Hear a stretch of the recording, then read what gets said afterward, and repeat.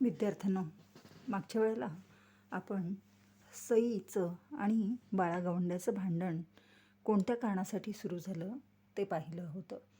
तर सई ही जरी मोलकरी नसली तरी स्वतः कमावून स्वतःचं पोट भरणारी एक मानी स्त्री होती आणि बाळागवंडी हा काळा कुळकुळीत आणि रगेल आणि रंगेल गडी तिची एक दिवस छेड काढतो आणि ते ऐकून सतीला अतिशय संताप येतो, सईला अतिशय संताप येतो आणि ती त्याच्यावर तोंडसुख घ्यायला सुरुवात करते, त्याच्याशी भांडायला सुरुवात करते.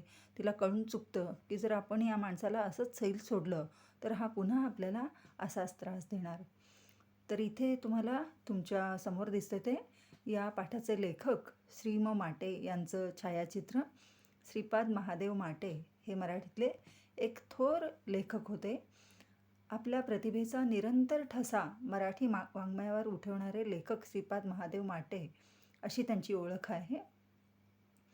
विज्ञानबोध या त्यांनी संपादित केलेल्या ग्रंथाची त्यांनीच लिहिलेली 200 पानी प्रस्तावना खूप गाजली. तसंच विज्ञान युगाकडे पाहण्याचा दृष्टिकोनही त्यांनी या प्रस्तावनेतून दिला. प्रासादिक प्रसन्न शैलीदार माटे हे 20व्या शतकाच्या प्रथमार्धात कसदार व विपुल लेखन करणाऱ्यांपैकी एक होते आणि म्हणूनच त्यांना शैलीकार माटे म्हणूनही ओळखलं जातं. शिक्षक, कृतिशील सुधारक, नितळ निर्व्याज्य माणूस ही गुणविशेषणे त्यांना सार्थपणे लावली गेली. अस्पृश्यता निवारणाच्या कार्यात प्रत्यक्ष सहभागी होऊन नंतर त्यांनी अस्पृश्यांचा प्रश्न हा मौलिक ग्रंथही लिहिला. भाषेचा जन्म आणि विकास कसा झाला हे त्यांनी रसवंतीची जन्मकथा या ग्रंथातून दाखवून दिले. शिवाय संत पंत तंत या ग्रंथात त्यांनी संतकवी, पंडित आणि शाहिरी वाङ्मयाचाही परामर्श घेतला. तर असे मराठी साहित्यातले हे एक थोर साहित्यिक आहेत, थोर लेखक आहेत आणि यांची ही सतीचे शस्त्र ही कथा अतिशय महत्त्वाची अशी कथा आहे. उपेक्षितांचं दुःख दाखवून देणारी अशी ही कथा आहे. कारण सई जी आहे ती एक विधवा स्त्री आहे आणि म्हणून मोलकरीण आहे आणि म्हणून समाजातले ठग तिला कसा त्रास देतात किंवा समाजातले जे त्रासदायक पुरुष आहेत ते तिला कसा त्रास देतात आणि त्याच्याशी ती एकटी कशी झुंजते ते मोठ्या खुबीदारपणानं लेखकानं या कथेतून सांगितलेलं आहे. तर जेव्हा बाळागवंड्यानं सईकडं बघून हे कुठल्या गावचं पाखरू आहिर असं हे कुठल्या गावचं पाखरू हाईर असे उद्गार काढले आणि तोंडात जीभ घालून प्राण्याकडे बघून जसा आवाज काढतात तसा आवाज काढला. तेव्हा सई अतिशय संतापली आणि त्याच्याशी भांडायला लागली, त्याला ओरडायला लागली. तिचा आवाज उंच आणि खणाणून होता, तिचे हातवारे जोरकस होते आणि ती त्याला म्हणत होती की तुझं मुस्काट हाकडं कर ना. तेव्हा बाळा घाबरला. सईचा कडाडून आलेला आवाज ऐकून बाळा घाबरला. रगेल आणि रंगेल गडी खरा, पण सईच्या त्या तोफखान्यापुढे त्याची बोबडी वळली. तो घाबरला आणि तिला म्हणू लागला की मी तुला काही बोललो नाही. बया तुम्हासनी कोण बोललं या, तुम्ही आपल्या वाटेनं जा ना. पण सई मात्र आता जास्तच चेतली आणि म्हणू लागली की आता रांडवानी लबाड का बोलतोयास? मला नाही तर तू काय आपल्या बहिणीला पाखरू म्हणालास काय र? तू काय तुझ्या बहिणीला पाखरू म्हणालास? मला नाही तर कोणाला तू पाखरू म्हणालास?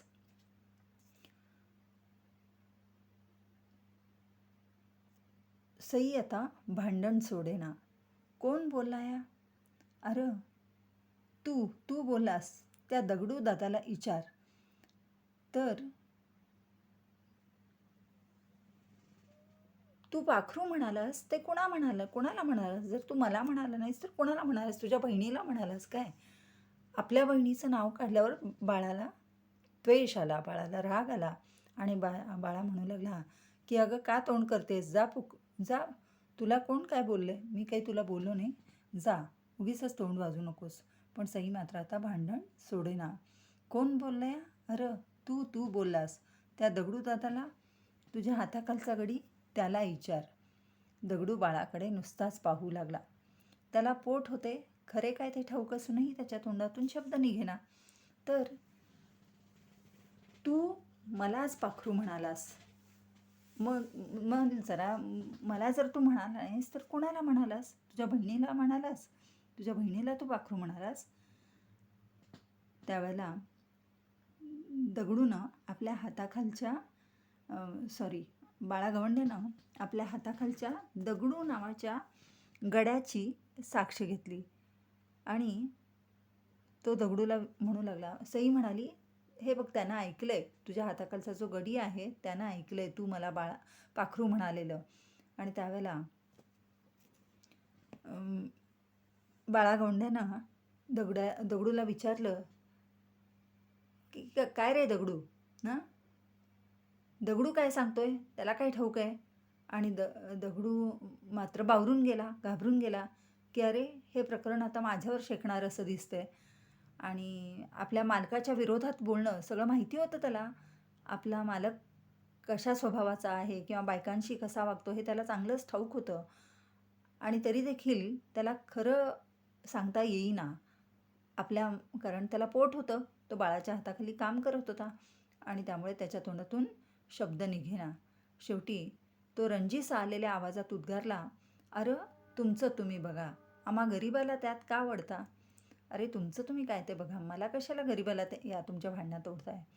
बाळा शेफारल्यासारखा झाला आणि म्हणाला, का ग ये वडारणी, काय दिली दगड्यानं साक्षा? आता मात्र सईचे पारडे फिरलेसे दिसू लागले. तीही अंमळ गोंधळली.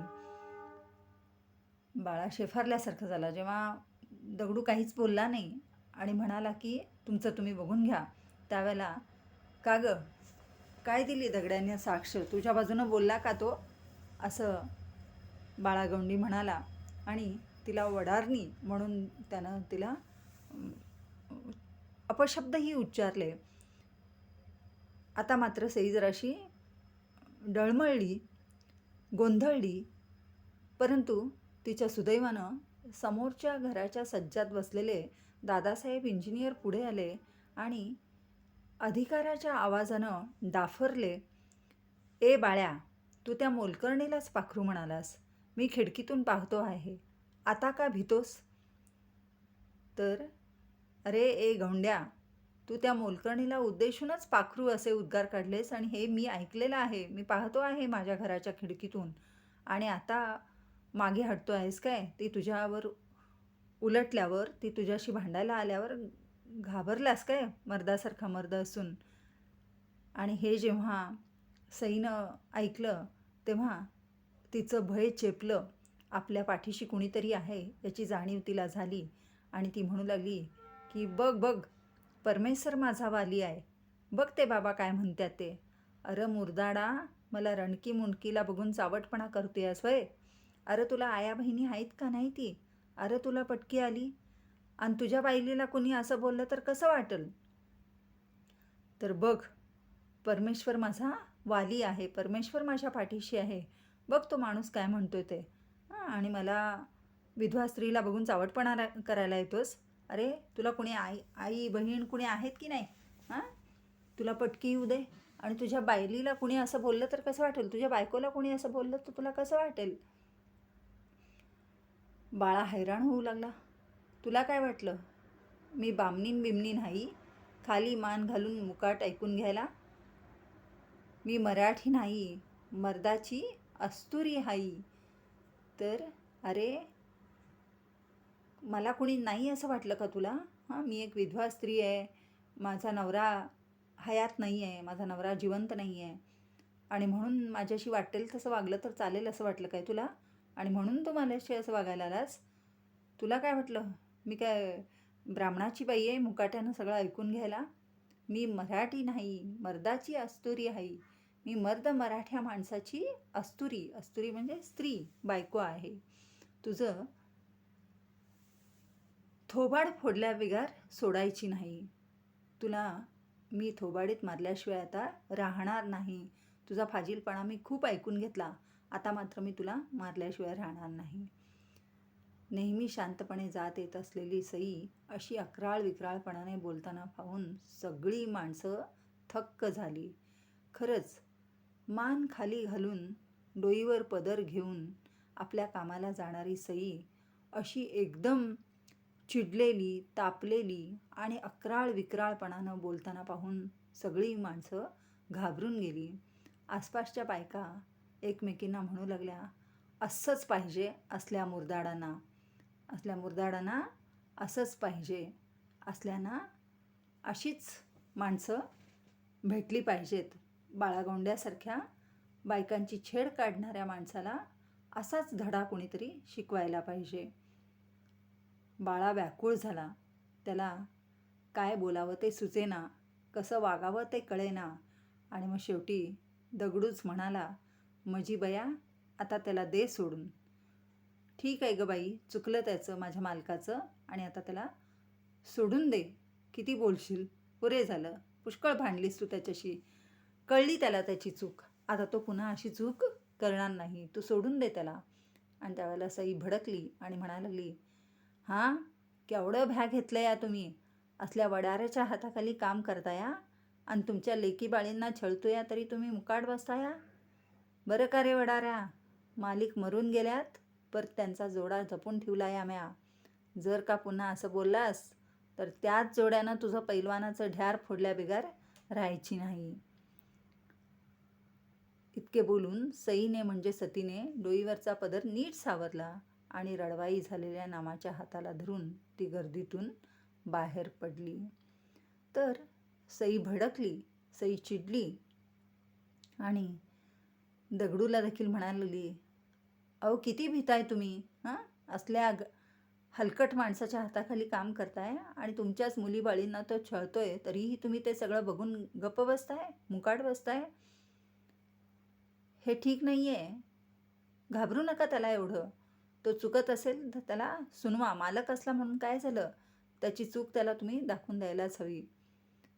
आणि बाळाला उद्देशून ती म्हणू लागली की माझं मालिक मरून गेल्यात, पर त्यांचा जोडा जपून ठेवला या म्या. माझा नवरा मरून गेला आहे, पण त्याचा जोडा म्हणजे चप्पल, त्यांचे चप्पल मी जपून ठेवलेले आहेत.